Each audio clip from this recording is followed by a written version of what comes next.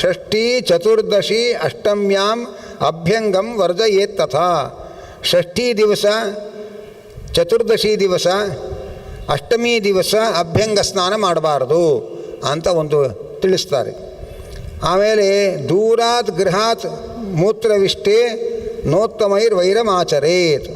ಮನೆಯಿಂದ ದೂರದಲ್ಲಿ ಮಲಮೂತ್ರ ವಿಸರ್ಜನೆಯ ವ್ಯವಸ್ಥೆ ಇರಬೇಕು. ನಾವು ಮಲಗುವ ಕೋಣೆಯಲ್ಲೊಂದು, ಹಾಲಲ್ಲೊಂದು, ಮನೆಯೊಳಗೆಲ್ಲ ರೂಮ್ಗಳಿಗಿಂತ ಶೌಚಾಲಯಗಳೇ ಜಾಸ್ತಿ ಇರೋ ಹಾಗೆ ನಾವು ಇವತ್ತಿನ ಕಟ್ಟಡದ ವಿನ್ಯಾಸಗಳನ್ನು ಮಾಡಿಕೊಳ್ತೇವೆ. ಹಳೆ ಕಾಲದಲ್ಲಿ ಹಾಗಿರಲಿಲ್ಲ. ಮನೆ ಹಿತ್ತಲಿಗೆ ಹೋಗೋದು, ಬಯಲಿಗೆ ಹೋಗೋದು ಅಂತಲೇ ವಾಡಿಕೆ ಶಬ್ದ ಅದು. ಅವರಿಗೆ ಶೌಚಾಲಯಗಳನ್ನು ನಿರ್ಮಾಣ ಮಾಡ್ಕೊಳ್ಳೋಕೆ ಬರ್ತಾ ಇರಲಿಲ್ಲ ಅಂತ ಆ ವ್ಯವಸ್ಥೆ ಇಟ್ಕೊಂಡಿದ್ದಲ್ಲ ಅವರು. ಪ್ರಾಚೀನ ಭಾರತದಲ್ಲಿ ಮನೆಯೊಳಗೇ ಮಲಮೂತ್ರ ವಿಸರ್ಜನೆ ಮಾಡಬಾರದು, ಅದು ಮನೆಯಿಂದ ದೂರದಲ್ಲಿ ಇರಬೇಕು ಅಂತ ಒಂದು ಶಾಸ್ತ್ರದ ವಿಧಿ ಇದ್ದದರಿಂದ ಮನೆಯಲ್ಲಿ ಮಾಡ್ತಕ್ಕಂಥವ್ರು ಹಿತ್ತಲಲ್ಲಿ ಅಷ್ಟು ದೂರ ಹೋಗಿ ದೂರದಲ್ಲಿ ಶೌಚಾಲಯವನ್ನು ನಿರ್ಮಾಣ ಮಾಡಿರ್ತಾಯಿದ್ರು. ಹಾಗಾಗಿ ಹಿತ್ತಲ ಬಾಗಿಲಿನಿಂದ ಬಹಳ ದೂರ ಹೋಗಿ ಮನೆಯ ಸೈಟಿನ ಕೊನೆಯ ಜಾಗದಲ್ಲಿ ಅಲ್ಲೊಂದು ಶೌಚಾಲಯ ಇರ್ತಾಯಿತ್ತು, ಅಲ್ಲಿಗೆ ಹೋಗ್ತಾಯಿದ್ರು. ಮನೆಯೊಳಗೇ ಶೌಚಾಲಯಗಳನ್ನು ಮಾಡ್ಕೋಬಾರ್ದು ಅನ್ನೋದು ಒಂದು ಶಾಸ್ತ್ರದ ವಿಧಿ.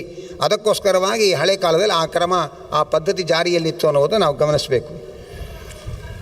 ಅನಂತರ ದ್ರವ್ಯ ಶುದ್ಧಿಯ ಕ್ರಮವನ್ನು ಹೇಳ್ತಾರೆ.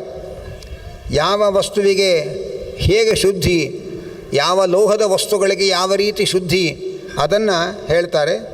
ಅದನ್ನು ಕೆಲವು ಅಂಶವನ್ನು ಹೇಳ್ತೇನೆ.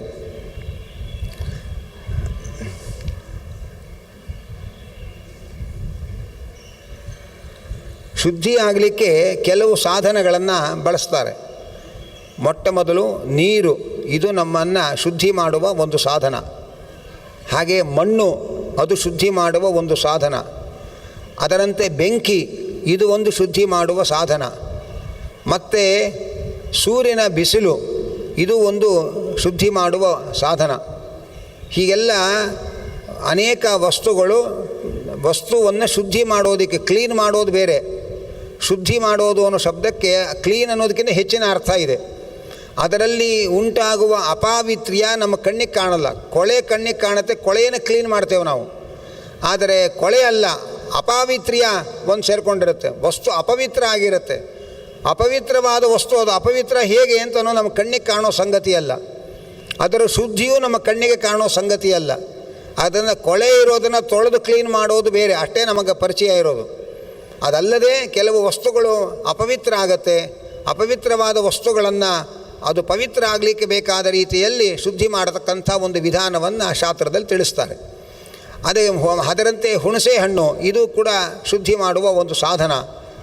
ಮತ್ತು ಭಸ್ಮ ಅಂದರೆ ಬೂದಿ, ಇದು ಒಂದು ಶುದ್ಧಿ ಮಾಡುವ ಸಾಧನ. ಯಾವ್ಯಾವುದಕ್ಕೆ ಯಾವ್ಯಾವುದರಿಂದ ಶುದ್ಧಿ ಅನ್ನುವ ಕ್ರಮವನ್ನು ತಿಳಿಸ್ತಾ ಇದ್ದಾರೆ. ಹಾಗೆಯೇ ಉಪ್ಪು ಕೂಡ ಒಂದು ವಸ್ತುವನ್ನು ಶುದ್ಧಿ ಮಾಡಲಿಕ್ಕೆ ಬಳಸುವ ಸಾಧನ. ಅದರಲ್ಲಿ ತಾಮ್ರವನ್ನು ಆಮ್ಲೇನ ತಾಮ್ರಕಂ ಅಂತ ಹೇಳ್ತಾರೆ. ತಾಮ್ರದ ಪದಾರ್ಥಗಳನ್ನು, ತಾಮ್ರದ ಪಾತ್ರೆ ಮೊದಲಾದವುಗಳನ್ನು ಶುದ್ಧಿ ಮಾಡಬೇಕಾಗಿದ್ದರೆ ಅಲ್ಲಿ ಹುಳಿಯನ್ನು ಬಳಸಬೇಕು. ಹುಣಸೆ ಹಣ್ಣನ್ನು ಬಳಸಿಕೊಂಡು ಹುಣಸೆ ಹಣ್ಣಿನಿಂದ ತೊಳೆದರೆ ಮಾತ್ರ ತಾಮ್ರ ಶುದ್ಧಿ ಆಗೋದು. ಬರೀ ಸೋಪು ಗೀಪು ಎಲ್ಲ ಹಾಕಿ ಮಾಡ್ಬೋದು, ಆದರೆ ಅದು ಕ್ಲೀನ್ ಆಗುತ್ತೆ. ಅದರೊಳಗೆ ಒಂದು ಪಾವಿತ್ರ್ಯ ಅನ್ನುವಂಥ ಒಂದು ಶುದ್ಧಿ ಬರಬೇಕಾಗಿದ್ದರೆ ತಾಮ್ರಂ ಆಮ್ಲೇನ ಶುದ್ಧತಿ ಅಂತ ಬೇರೆ ಪುರಾಣದಲ್ಲಿ ಹೇಳ್ತಾರೆ. ಹುಣಸೆ ಹಣ್ಣನ್ನು ಬಳಸಿ ತೊಳೆದರೆ ಮಾತ್ರ ತಾಮ್ರ ಪಾತ್ರೆ ಶುದ್ಧಿ ಆಗೋದು. ಹಾಗೆಯೇ ಕಂಚು ಮೊದಲಾದಂತಹ ಪದಾರ್ಥಗಳನ್ನು ತೊಳೆಯಬೇಕಾಗಿದ್ದರೆ ಕ್ಷಾರೇಣ, ಉಪ್ಪು ಬಳಸಿ ತೊಳೆದರೆ ಮಾತ್ರ ಕಂಚಿನ ವಸ್ತುಗಳು ಶುದ್ಧಿಯಾಗೋದು. ಮತ್ತು ಮುಕ್ತಾದೇಹ ಕ್ಷಾಲನೇನತು, ಮುತ್ತಿನ ಮಣಿಗಳು ಇಂಥದ್ದೇನಾದ್ರು ಮೈಲಿಗೆ ಆದರೆ ಅಥವಾ ಅಪವಿತ್ರ ಆದರೆ ಅದನ್ನು ನೀರು ಹಾಕಿ ತೊಳೆದು ಶುದ್ಧಿ ಮಾಡಿಕೊಳ್ಬೇಕು. ಹಾಗೆಯೇ ಭಾಂಡಾನಾಂ ಸರ್ವಸ್ಯ ಅಶ್ವಮಯಸ್ಯ ಚ ಶಾಖರಜ್ಜು ಮೂಲಫಲ ವೈದಲಾನಾಂ ತಥೈವ ಚ ಮಾರ್ಜನಾದ್ ಯಜ್ಞಪಾತ್ರಾಣಾಂ ಪಾಣಿನ ಯಜ್ಞಕರ್ಮಣಿ. ಇನ್ನು ಕೆಲವು ವಸ್ತುಗಳಿದೆ. ಆ ವಸ್ತುಗಳಿಗೆ ಕಲ್ಲಿನ ವಸ್ತುಗಳು ಇರುತ್ತೆ, ಕಲ್ಲಿನಲ್ಲಿ ಮಾಡಿದ ಪಾತ್ರೆಗಳಿರುತ್ತೆ. ಅದನ್ನೆಲ್ಲ ನೀರು ಹಾಕಿ ತೊಳೆದರೆ ಅದು ಶುದ್ಧಿ. ಹಾಗೆಯೇ ಯಜ್ಞಕ್ಕೆ ಬಳಸುವ ಸಾಮಗ್ರಿಗಳಿರುತ್ತೆ. ಯಜ್ಞಕ್ಕೆ ಬಳಸುವ ಸಾಮಗ್ರಿಗಳನ್ನು ಸುರುವ ಮೊದಲಾದದ್ದು ಇರ್ಬೋದು. ಅದನ್ನೆಲ್ಲ ತೊಗೊಂಡೋಗಿ ಬಚ್ಚಲ ಮನೆ ಹಾಕಿ ಬೂದಿ ಹಾಕಿ ತೊಳೆಯೋದಲ್ಲ. ಮೊದಲ ಬಿಸಿನೀರಿನಿಂದ ಸುರುಗಳು ಎಣ್ಣೆ ಆಗಿದ್ದರೆ, ಎಣ್ಣೆಯ ಜಿಡ್ಡಿದ್ರೆ, ತುಪ್ಪದ ಜಿಡ್ಡಿದ್ರೆ ಬಿಸಿನೀರಿನಿಂದ ತೊಳಿಬೇಕು ಅಂತ ಹೇಳ್ತಾರೆ. ಇಲ್ಲದೆ ಹೊರ ತಣ್ಣೀರಿನಿಂದ ಅದನ್ನು ತೊಳೆದು ಉಪಯೋಗಿಸ್ಕೋಬೇಕು, ಆವಾಗ ಅದು ಶುದ್ಧಿ ಅಂತಾರೆ. ಇನ್ನು ಕೆಲವು ವಸ್ತುಗಳಿಗೆ ಮಣ್ಣು ನೀರು ಬೆರೆಸಿ ಪದಾರ್ಥವನ್ನು ಶುದ್ಧಿ ಮಾಡಿಕೊಳ್ಬೇಕು. ಅನಂತರ ನೀರು ಕೆಲವಕ್ಕೆ ಪ್ರೋಕ್ಷಣೆ ಮಾಡಿದರೆ ಶುದ್ಧಿ. ಉದಾಹರಣೆಗೆ ಶುದ್ಧಿ ಸಂಪ್ರೋಕ್ಷಣಾಜ್ಞೇಯ. ಕೆಲವು ವಸ್ತುಗಳಿದೆ, ಅಂದರೆ ಶಯನಾಸನ ಯಾನಾನಾಂ ಶೂರ್ಪಸ್ಯ ಶಕಟಸ್ಯ ಚ ಶುದ್ಧಿ ಸಂಪ್ರೋಕ್ಷಣಾಜ್ಞೇಯ. ಹಾಸಿಗೆ ಏನೋ ಮೈಲಿಗೆ ಆಯಿತು, ಕೂಡುವ ಆಸನ ಮೈಲಿಗೆ ಆಯಿತು, ಅನಂತರ ಬಳಸುವ ವಾಹನ ಮೈಲಿಗೆ ಆಯಿತು, ಮತ್ತು ಮರ ಮತ್ತು ಗಾಡಿ ಇದೆಲ್ಲ ಮೈಲಿಗೆ ಆದರೆ ಆವಾಗ ಸಂಪ್ರೋಕ್ಷಣಾತ್ ಅವರನ್ನು ಚೆನ್ನಾಗಿ ನೀರು ಹಾಕಿ ಪ್ರೋಕ್ಷಣೆ ಮಾಡಬೇಕು. ನೀರು ಸಿಂಪಡಿಸೋದರಿಂದ ಅದು ಶುದ್ಧಿಯಾಗತ್ತೆ. ಅನಂತರ ಮುಖವರ್ಜಂಚ ಗೋಹ ಶುದ್ಧ. ಕೆಲವು ವಸ್ತುಗಳಲ್ಲಿ ಕೆಲವು ಭಾಗ ಶುದ್ಧಿ, ಕೆಲವು ಭಾಗ ಅಶುದ್ಧಿ ಅಂತಂತಾರೆ. ಹಸುವಿನಲ್ಲಿ ಮುಖವರ್ಜಂಚ ಗೌ ಶುದ್ಧ. ಹಸುವಿನಲ್ಲಿ ಮುಖ ಬಿಟ್ಟು ಉಳಿದ ಅವಯವಗಳೆಲ್ಲ ಪರಿಶುದ್ಧ. ಅದಕ್ಕೆ ಹಸು ಮೂಸಿ ನೋಡಿದ್ದನ್ನು ನಾವು ಬಳಸಬಾರ್ದು ಅಂತಾರೆ. ಯಾಕೆಂದರೆ ಮುಖದಲ್ಲಿ ಅಶುದ್ಧಿ. ಅದಕ್ಕೆ ಪೂಜೆ ಮಾಡ್ತಕ್ಕಂಥವರು ಹಣೆಯಲ್ಲಿ ನಾವು ಅರಿಶಿಣ ಕುಂಕುಮ ಹಚ್ತೇವೆ, ಅದು ಬೇರೆ. ಬಾಲದಲ್ಲಿ ಪೂಜೆ ಮಾಡ್ತಕ್ಕಂಥ ಕ್ರಮ, ಅಲ್ಲಿ ಗಂಗೆ ಇರ್ತಾಳೆ ಅಂಥೇಳಿ ಹಸುವಿಗೆ ಬಾಲದಲ್ಲಿ ಪೂಜೆ ಮಾಡ್ತಾರೆ. ಹಾಗೆ ಕೆಲವು ಪ್ರಾಣಿಗಳ ಮುಖ ಅಶುದ್ಧವಾಗಿರುತ್ತೆ. ಹಾಗೆ ಗೋವುಗಳ ಮುಖ ಅಶುದ್ಧಿ, ಉಳಿದ ದೇಹ ಪೂರ್ತಿ ಪರಿಶುದ್ಧಿ. ಹಾಗೆಯೇ ಅಶ್ವ ಅಜಯೋರ್ ಮುಖಂ. ಕುದುರೆ ಮತ್ತು ಆಡು ಕುರಿ ಅದರ ಮುಖ ಶುದ್ಧಿ. ಅದು ಮೂಸಿದರೆ ಅದು ಅಪವಿತ್ರ ಆಗಲ್ಲ ವಸ್ತು, ಅದು ಅದರ ಮುಖಭಾಗ ಶುದ್ಧಿ. ಅನಂತರ ಶುದ್ಧ ಮತ್ತು ನಾರೀಣಾಂಚೈವ ವತ್ಸಾನಾಂ ಶಕುನೀನಾಂ ಶನೋಮುಖಂ ಅಂತಾರೆ. ಹೆಂಗಸರ ಮುಖ ಶುದ್ಧಿ. ವತ್ಸ ಕರುಗಳ ಮುಖ, ಮಕ್ಕಳ ಮುಖ ಶುದ್ಧಿ. ಮಕ್ಕಳ ಮುಖ, ಆ ಮಕ್ಕಳು ಪಾಪ ಪುಟ್ಟ ಮಕ್ಕಳಿರ್ತಾರೆ, ಅವ್ರಿಗೆ ಎಂಜಿಲು ಮೈಲು ಅದೆಲ್ಲ ಇರಲಿಲ್ಲ. ನಾವು ಮುದ್ದಾಡ್ತೇವೆ ಮಕ್ಕಳನ್ನ, ಅದೆಲ್ಲ ಆ ಮಕ್ಕಳು ಹೆಣ್ಣಿನ ಮುಖ, ಮಕ್ಕಳ ಮುಖಗಳು ಅದು ಯಾವತ್ತೂ ಶುದ್ಧ ಅಂತಾರೆ. ಅನಂತರ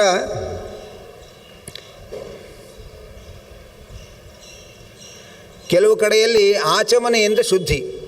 ಆಚಮನೆ ಮಾಡಬೇಕು ಶುದ್ಧಿ ಆಗಬೇಕಾಗಿದ್ದರೆ. ಯಾವಾಗ ಅಂದರೆ ಭುಕ್ತ್ವಾ ಕ್ಷುತ್ವಾ ತಥಾ ಸುಪ್ತ್ವಾ ಪೀತ್ವಾ ಚ ಅಂಭೋ ವಿಗಾಹ್ಯ ಚ ರಥ್ಯಾಂ ಆಕ್ರಮ್ಯ ಚ ಆಚಾಮೇತ್ ವಾಸೋ ವಿಪರಿಧಾಯ ಚ. ಊಟ ಮಾಡಿದ ಮೇಲೆ ಆಚಮನೆ ಮಾಡಿದ್ರೆ ಶುದ್ಧಿಯಾಗತ್ತೆ. ನಮಗೆ ಅವಕಾಶ ಇದ್ದರೂ ನಾವು ಆಚಮನೆ ಕಡೆ ನಿಗಾ ವಹಿಸಲ್ಲ. ನಮ್ಮ ಭೀಮಸೇನ ದೇವರು ಬಕಾಸುರ ನೋಡ್ತಾ ಇರುವಾಗ ಅವನಿಗೆ ಮೀಸಲಾದ ಆಹಾರವನ್ನು ಬಕಾಸುರನ ಸಂಹಾರಕ್ಕೆ ಏಕಚಕ್ರ ನಗರಕ್ಕೆ ಹೋದಾಗ ಭೀಮಸೇನ ತಿಂತಾ ಇದ್ದ. ಅವನಿಗೆ ಹಸಿದಿದ್ದಾನೆ, ನನ್ನ ಪಾಲಿನ ಆಹಾರ ಇವರ್ಯಾನೋ ತಿಂತಾ ಇದ್ದಾನೆ ಅಂತೇಳಿ ಸಿಟ್ಟು ಬಂದು ಭೀಮಸೇನನ ಮೇಲೆ ಬಂಡೆಗಳನ್ನು ಬಿಸಾಕ್ತಾನೆ, ಮರಗಳನ್ನು ಬಿಸಾಕ್ತಾನೆ. ಆ ಮರಗಳು ಬಂಡೆ ಅದನ್ನೆಲ್ಲ ಎಡಗೈಯಲ್ಲಿ ಅಡ್ಡ ಹಿಡಿದು ತನ್ನಷ್ಟು ತಾನು ಊಟ ಮುಗಿಸಿ ಕೈಕಾಲು ತೊಳ್ಕೊಂಡು ಆಚಮನೆ ಮಾಡಿ ಶುದ್ಧಿ ಮಾಡಿಕೊಂಡು ಆಮೇಲೆ ಯುದ್ಧಕ್ಕೆ ಹೋದ. ಹಾಗೆ ಅಂತ ಮಹಾಭಾರತ ವರ್ಣನೆ ಮಾಡುತ್ತೆ. ಅಂಥ ಗಡಿಬಿಡಿಯಲ್ಲೂ ಅವನು ಆಚಮನೆ ಮರೀಲಿಲ್ಲ. ನಾವು ಸಾವಧಾನವಾಗಿದ್ದಾಗಲೂ ಆಚಮನೆ ಕಡೆ ಗಮನ ಹರಿಸಲ್ಲ. ಅದರಿಂದ ಭುಕ್ತ್ವಾಚ ಆಚಾಮೇತ್. ಭೋಜನ ಮಾಡಿದ ಮೇಲೆ ಏನಾದರೂ ಆಹಾರ ತಿಂದ ಮೇಲೆ ಆಚಮನ ಮಾಡಬೇಕು. ಜೋರಾಗಿ ಸೀನದ ಮೇಲೆ ಆಚಮನ ಮಾಡಿ ಶುದ್ಧಿ ಮಾಡಿಕೊಳ್ಬೇಕು. ಅನಂತರ ಮಲೆಗೆ ಎದ್ದ ಮೇಲೆ ಕೈಕಾಲು ತೊಳ್ಕೊಂಡು ಆಚಮನ ಮಾಡಿ ಶುದ್ಧಿ ಆಗಬೇಕು. ಅನಂತರ ಏನಾದರೂ ಕುಡಿದ ಮೇಲೆ ಆಚಮನೆ ಮಾಡಬೇಕು. ಆನಂತರ ನೀರಿನಲ್ಲಿ ಮುಳುಗಿ ಸ್ನಾನ ಮಾಡಿಕೊಂಡು ಬಂದರೆ ಮತ್ತೆ ಆಚಮನೆ ಮಾಡಬೇಕು. ಹೌದು, ನೀವು ಹೇಳ್ತೀರಿ, ನಿಮ್ಮ ಮಾತು ಕೇಳಿದ್ರೆ ಎಲ್ಲ ಕಡೆಗೂ ಪಂಚತ್ರಿ ಉದ್ಧರಣೆ ನೀರು ಇಟ್ಕೊಂಡೇ ಹೋಗಬೇಕಾಗತ್ತೆ, ಏನು ಮಾಡೋದು ಅಂತ ಕೆಲವರಿಗೆ ಅನಿಸ್ಬೋದು. ಅದಕ್ಕೆ ಪೂರ್ವ ಕಾಲದಲ್ಲಿ ಶಾಸ್ತ್ರದಲ್ಲಿ ಒಂದು ಮಾತು ಹೇಳ್ತಾರೆ, ಶ್ರೋತ್ರಾಚಮನ ಅಂತಾರೆ. ನೀರು ಹತ್ತಿರದಲ್ಲಿದ್ದರೆ ನೀರಿನಿಂದ ಆಚಮನ ಮಾಡೋದು. ಇಲ್ಲದೆ ಹೋದರೆ ಗಂಗಾದಿ ಪುಣ್ಯ ನದಿಗಳು ಬಲಗಿವಿಯಲ್ಲಿ ಸನ್ನಿಧಾನ ಇರುತ್ತೆ. ಆ ಗಂಗಾದಿ ಪುಣ್ಯ ನದಿಗಳ ಸನ್ನಿಧಾನ ಬಲಗಿವಿಯಲ್ಲಿ ಇರೋದರಿಂದ ಬಲಗಿವಿಯನ್ನು ಮುಟ್ಟಿಕೊಂಡು ಆಚಮನೆಯ ಮಂತ್ರಗಳನ್ನು ಹೇಳ್ಕೊಳ್ಬೇಕು, ನೀರು ಹತ್ತಿರದಲ್ಲಿ ಇಲ್ಲದೆ ಹೋದರೆ ಅನ್ನುವ ಒಂದು ವಿಧಾನವನ್ನು ಕೂಡ ಶಾಸ್ತ್ರದಲ್ಲಿ ತಿಳಿಸ್ತಾ ಇದ್ದಾರೆ. ಅನಂತರ ರಜಸ್ವಲೆಯಾದ ಹೆಣ್ಣು ಅವಳು 4ನೇ ದಿವಸ ಶುದ್ಧಿ ಆಗ್ತಾಳೆ. 5ನೇ ಸ್ನಾನ ಮಾಡಿದ ಮೇಲೆ ದೇವತೆಗಳ ಕೆಲಸ ಮಾಡಲಿಕ್ಕೆ, ಪಿತೃಗಳಿಗೆ ಸಂಬಂಧಪಟ್ಟ ಕಾರ್ಯದಲ್ಲಿ ಭಾಗವಹಿಸಲಿಕ್ಕೆ ಯೋಗ್ಯಳಾಗ್ತಾಳೆ. ಹಾಗೆ ಅಂತ ಇದ್ದಾರೆ. ಹೀಗೆ ಮತ್ತೆ ಪುಷ್ಪಾಣಾಂಚ ಫಲಾನಾಂಚ ಪ್ರೋಕ್ಷಣಾತ್ ಜಲತೋಖಿಲಂ. ಆ ಪುಷ್ಪ ಫಲ ಇದೆಲ್ಲ ನೀರಿನಿಂದ ಪ್ರೋಕ್ಷಣೆ ಮಾಡಿದ್ರೆ ಶುದ್ಧಿ ಆಗತ್ತೆ. ಹಾಗೆ ಅಂತ ಶುದ್ಧಿ ಮಾಡುವ ವಿಧಾನಗಳನ್ನು, ಯಾವುದರಿಂದ ಯಾವುದಕ್ಕೆ ಶುದ್ಧಿ ಅನ್ನುವಂತಹ ವಿಚಾರವನ್ನು ತಿಳಿಸ್ತಾ ಇದ್ದಾರೆ. ಅನಂತರ ಕೆಲವು ಆಶೌಚಗಳ ಪಟ್ಟಿಗಳನ್ನೆಲ್ಲ ಹೇಳ್ತಾರೆ. ಆನಂತರ ಯತಿಧರ್ಮವನ್ನು, ವರ್ಣಾಶ್ರಮ ಧರ್ಮಗಳನ್ನು ನಿರೂಪಣೆ ಮಾಡ್ತಾರೆ. ಅನಂತರ